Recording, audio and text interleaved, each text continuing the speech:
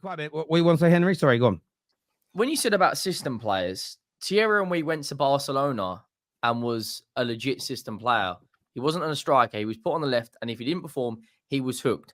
The reason Foden doesn't get criticised nowhere near the amount Saka does when he had a bad game is because he's won 19 trophies, and he's won 4 league titles and a treble, and was the main reason City won the league last year. One time, I believe when De Bruyne got it one time. That last year, you just proved me right. Hang on. When De Bruyne got injured last year, right? Foden was the guy that stepped in and he dragged them through games. Last game of the season against West Ham, they need a goal. 5 minutes in or 10 minutes in, bags a brace. Saka is a phenomenal player. In one season, you taking that, yeah? Because no, he also. But we drop it four Premier Leagues, one champion. Like, you know what? Do you know what this reminds me of? Sorry, do you know what this reminds me of? I always remember Liverpool fans for years. By the way, Steven Gerrard, one of the greatest players that we've seen in the Premier League, absolutely. But for years, they spoke about how trophies weren't that important. And I always remember that day when Souness and Pogba were beefing, and Souness did the whole put your medals on the table. And too many Liverpool fans backed it. And I was just sitting there going, you've just gone and lost the Scholes Gerrard debate. And that's the way I move. Like, I think, and not because I'm being snide, you've got to think about the bigger picture when it comes to these arguments. You really do. Moving on from picture, it's about Phil Foden being. No, it's about the bigger picture. It's about the bigger picture.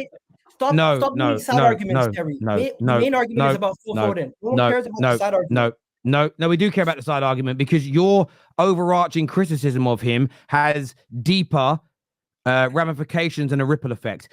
The criticism just on Phil Foden is he's having a bad season, not that he overall in his career has been a fraud and everything he's done up to this point to be undone because of it. That, in my personal opinion, is absolute bollocks. And I'd say the same if someone did it to Saka. I'd say the same if somebody tried doing that to Harry Kane. Not that he's won medals, but there we go. I would do the same thing if someone tried doing it to who's been good at Liverpool for a while now. I don't know. But Terry, Van Dijk. If Van Dijk had 2 bad years, it wouldn't undo what came before it. It's crazy. Terry, one argument does not undo other arguments if it has no correlation. Yeah, but Agal, at the very beginning of making your point, you said, please don't judge, or can my players be judged by the same way, right? As you were saying about Foden. And then you made your point, and now you won't agree that we're judging it with your point on other players, and you can't accept it. And you've just spent the last 10 minutes arguing that case. But now you won't accept that we'll now use the goalpost that you've moved to judge other players, and you can't see how that affects the argument. You want to know something? Phil Foden is not judged the same as other players because his team is winning, even though he's not a major part of the previous trophies that they've collected. He is always put on a higher pedestal because of the collective trophies that he's collected. He has been, especially the last 3 to 4 seasons, he has been an integral part. I could name probably 4 to 5 players each season that are more integral than him. Okay, but that hang on, but this is me as a man. This is why, again, sorry, Roms, but this is why as a Man United fan, I'm not going to sit there and listen to this nonsense, because when Man United were winning everything, we didn't have 1 or 2 integral players.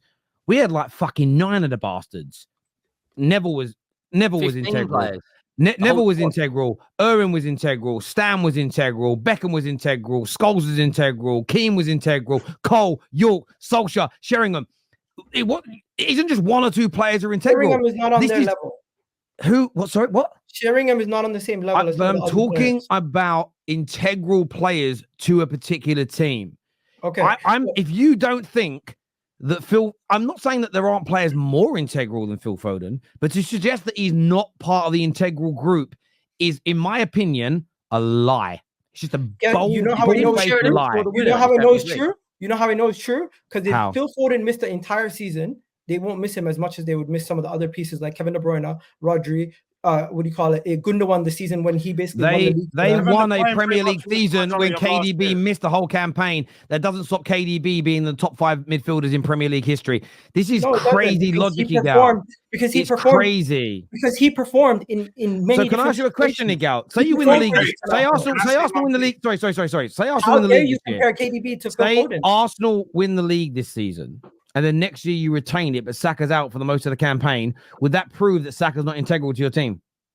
Bro, it's a completely different story. When you're comparing Kevin De Bruyne, who missed a whole season, he still performed in a team in another country and was one of the best players in the Bundesliga. He still performed in an international, in a World Cup, in a Euros. You're changing your point every time. The point is, Phil Foden's criticism that people have of him is outside of Pep's team, outside of Man City, where everything is perfect for him, where all the world-class players are there. He does not perform. But you've only seen him in one situation, Agal. You've seen. Wait. Roms, can I just quickly say you've only seen him in a situation. All right, Agal. Can I speak? Can I say something, please?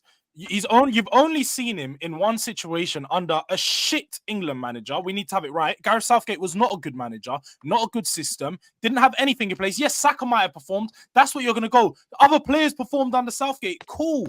That's fine. But it didn't suit to what Phil Foden needed and how he played. So he didn't perform under England. But you're not going to use that as the barometer to say he's not a good player because he hasn't performed outside of City. You've only seen him in one environment. You've only seen him in one environment outside of City. You've not seen him in multiple. 1 second. So don't do it. So you can't talk. But then you're comparing my argument. But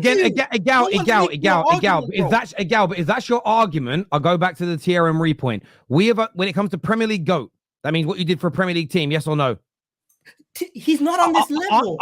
Forget the level, it's irrelevant. It's yes or no? Yes or no? When we judge the Premier League GOAT, is it about what they did for a Premier League team? Yes. Yes. So we only saw Henry in a very good Arsenal team. Your logic ruined your own player's legacy, in my opinion. Look, guys, we're going to go to the super chat. We're going to go to the super chats here. This here says Igal is spot on. Stop screaming over him and playing victim. No one's playing victim. We're both screaming. It's a good argument. We're friends. Everybody slow your fucking rolls down. Igal, Foden has 27 more minutes than Odegaard in the Premier League this season, and Foden has one more GA.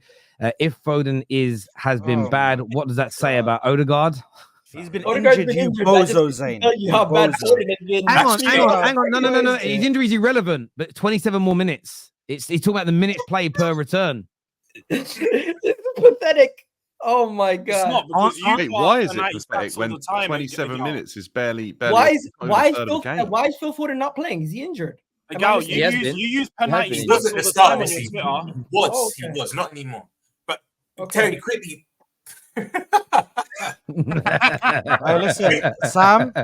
Listen, Sam, big up to you.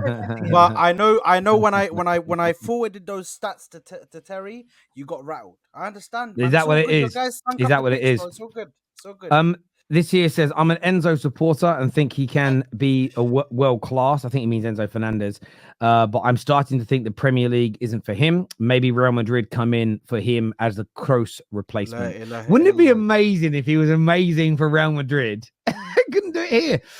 The dream scenario for Chelsea will be if United players in their euphoria try to go all out attacking game plan. Can't wait for Sunday. It's going to be amazing Sunday. I cannot wait for it. I can't wait for my show tomorrow with my guy Staffy here, who says, and Lawless and Don. It's going to be a great show. Says, lol, see, Terry, I told you all of a sudden they'll switch up and say our players aren't as bad as they thought. One game and they already think, we can beat Chelsea. I don't Roms don't, but he's a hater, man. He's a hater. I still think we could beat United, but I was more confident with Ten Hag.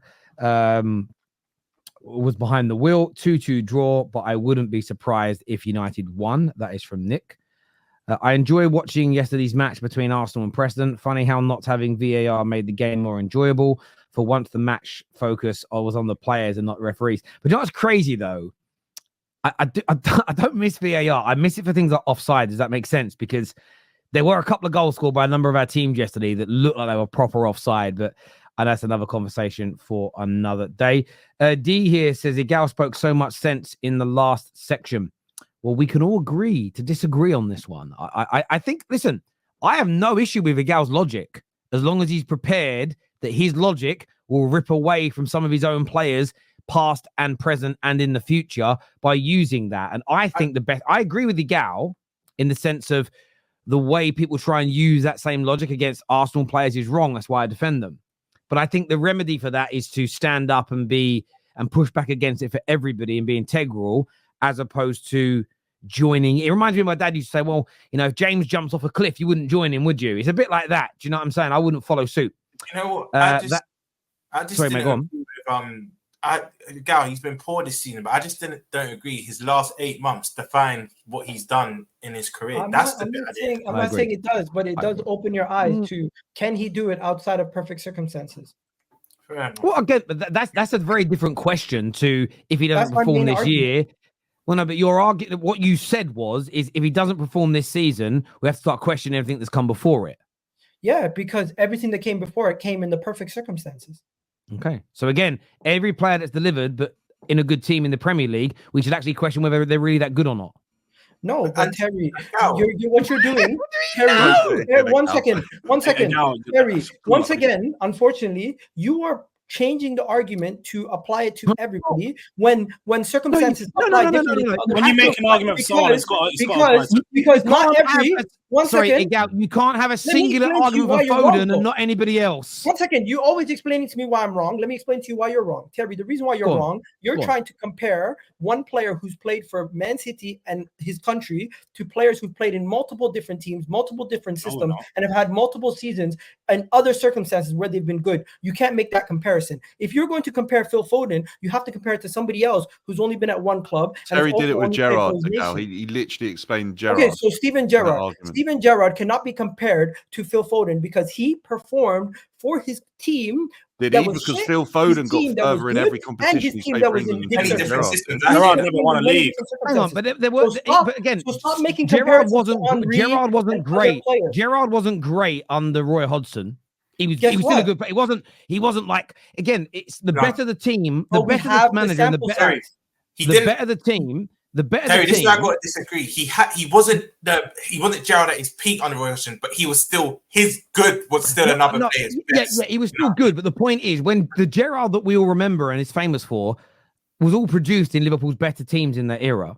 Right, yeah. And from about 04 to 09. Yeah. No, I understand that. I'm just saying now, Gal, that if you're just going to say that we've got to be more, we've got to scrutinize a player more that is playing in a good setup. I mean, ironically, when it comes to the Henry and France, so France also were brilliant at the time Henry walked into their team. You know, and this is the thing when it comes down to it. I understand what you're saying. I'm just pointing out to you, be careful. Because you will make a rod for your own back one day. I want to move on from this, guys. You're protecting an underperforming player. You don't like doing that. I'm not. I am absolutely not protecting him. I am not protecting. How am I protecting an under? Let me answer a question. No. You don't know what I'm going to say. How am I protecting an underperforming player who I have said has been disgracefully poor this season? Because I've brought a valid criticism of him and his performances outside of one system, and then you make comparisons. Your point only holds water. Your point only holds water if this performance this season continues further, and then when Pep leaves, he becomes a bum. But guess what? Then your point's right. That's the only way it's proven right. But guess what? If Kevin De Bruyne comes back, and then he starts performing, then my point is even more valid. Your point is just shit. I've got one more thing to the pitch. You know how you said, Phil Foden's been in perfect circumstances? You know you still have to perform in that perfect circumstance. And I'll give you an example. Calvin Phillips couldn't reach the level. He got shipped off. Foden still had to meet them demands. So this is where I think you're being a bit disingenuous. Yes, he had the perfect environment, but he still had to step up. Otherwise, all of the great Premier League clubs. Why are we comparing? That's just an example. All of the great Premier League clubs in good circumstances bought players that we expected to perform, and some flopped, and they didn't deliver.